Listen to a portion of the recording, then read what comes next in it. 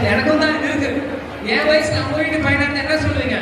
நல்லபடியா படிப்பா, வேலைக்கு போப்பா, கல்யாணம் பண்ணா, குடும்பத்தை பாருப்பான்னு சொல்லுவீங்க. ஆனா இதெல்லாம் ஒரு பக்கம் ஓரம் வச்சுட்டு எதுக்கு இங்க நிக்கிறேன்னா எங்க அப்பாவோட லட்சியம் ஜெயிக்கணும், எங்க கட்சிக்காரங்க லட்சியம் ஜெயிக்கணும். ஒரே மாதிரி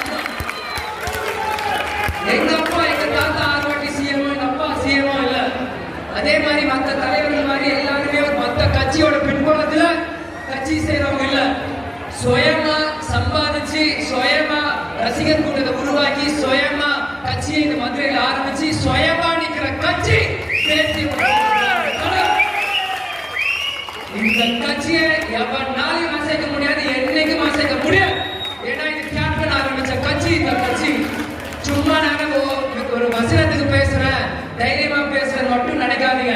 இதுவரைக்கும் நீங்க பிரேமலதா விஜயகாந்த பார்த்திருப்பீங்க, விஜயகாந்த பார்த்திருப்பீங்க. இரண்டு பேரும் கலந்து இந்த விஜய பிரபல வருடாந்திர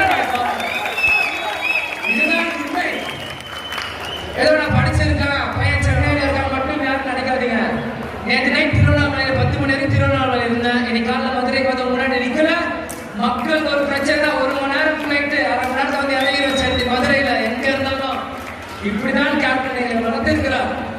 அதனால எனக்கு எந்த அச்சமும் இல்லை, எந்த பயமும் இல்லை. கேப்டன் சொல்லுவார், அடியில கனம் இல்லை, வழியில பயம் இல்லைங்க. அதுதான் நாங்க எந்த மக்கள் பணத்தையும் சொல்லல.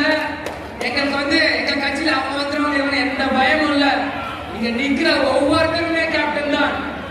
சிகப்பு மஞ்சள் கருப்பு கட்டுற ஒவ்வொரு கடமைக்குமே கேப்டன் தான்.